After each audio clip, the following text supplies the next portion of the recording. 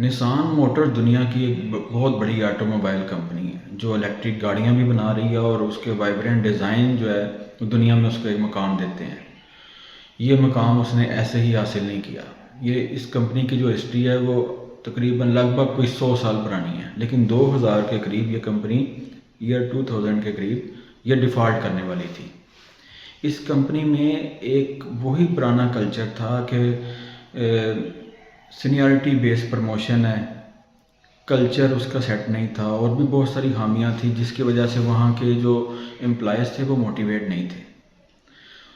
وہاں کے سی او ریٹائر ہوئے اور کمپنی بینک کرپسی میں بس داخل ہی ہونا چاہتی تھی، جیسے آج کل حالات پاکستان کے بنے ہوئے ہیں۔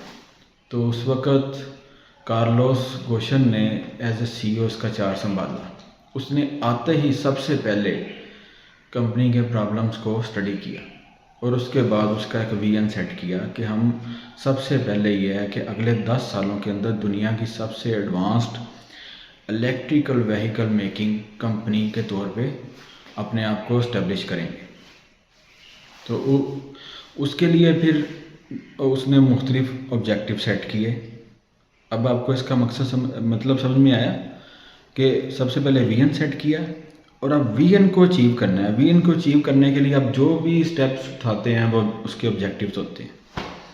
اس نے وہاں پہ لینگویج انگلش کر دی۔ پہلے وہاں پہ جاپنیز لینگویج تھی، اور جو فارنرز تھے وہ آپس میں انگلش بولتے تھے، ان کی کوارڈینیشن بہتر نہیں تھی، جس کی وجہ سے مختلف جو کمپنی کے فنکشنز تھے، ایچ آر والے، ہیومن ریسورس مینجمنٹ والے، فائنانس والے، یہ ایک دوسرے سے پراپرلی کوارڈینیٹ نہیں کر پاتے تھے، اور کمپنی دن بہ دن ڈاؤن جا رہی تھی۔ اس طرح سے اس نے پرفارمنس بیسڈ پروموشن کر دی۔ اس نے ہر امپلائی کو کمپنی کا سٹیک ہولڈر بنا دیا۔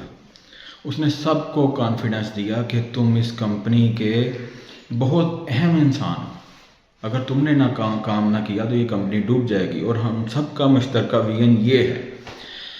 ایون چپڑاسی تک کو اس کمپنی کا ویژن یاد تھا، اور صرف اگلے 3 یا 4 سالوں میں کمپنی بینک کرپسی سے نکل آئی، اور دنیا میں واقعی ایک بہت بڑی الیکٹریکل وہیکل میکنگ کمپنی کے طور پہ وہ ابھری۔ تو یہ جسٹ ایک دو مثالیں میں نے آپ کے ساتھ شیئر کی ہیں۔ امید ہے آپ اس چیز سے کوئی اپنے آپ کو انڈرسٹینڈ کریں گے، اور اپنی زندگی میں بھی اس حوالے سے کچھ چینجز لے کے آئیں گے۔